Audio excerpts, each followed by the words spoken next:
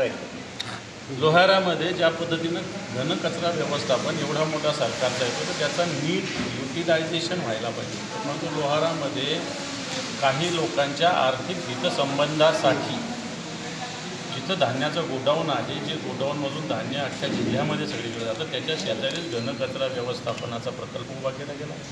त्याला कोणती तांत्रिक मान्यता नाही, पर्यावरण विभागाची मान्यता नाही. आरोग्याचं काय होईल, पर्यावरणाचं काय होईल, याचं प्रोसेसिंग काय होईल याचा विचार न करता फक्त भर अब्दुल्ला गुड धैर्याने या हेतूनं प्रकल्प करण्यात आला आहे. त्याच्याविषयी शिवसेनेचे तालुका प्रमुख आणि सगळ्यांनी जे बिराजदार आहेत आमचे तालुका प्रमुख यांनी आंदोलन उभा केलेलं आहे. या आंदोलनाला पूर्णपणे शिवसेनेचा पाठिंबा आहे. निश्चित या प्रकरणाची पूर्ण खोलवर चौकशी केली जाईल. संबंधित त्यावेळेचे CO असतील, त्यांना सपोर्ट करणारे अधिकारी असतील, छोटे मोठे, निश्चित यांच्यावर कारवाई करायला आम्ही भाग पाडू. परंतु हे उपोषण जनतेच्या हितासाठी, जनतेच्या आरोग्यासाठी निश्चित याच पद्धतीने येणार काळसुद्धा जनतेचे विषय घेऊन आम्ही लढा देत आहोत.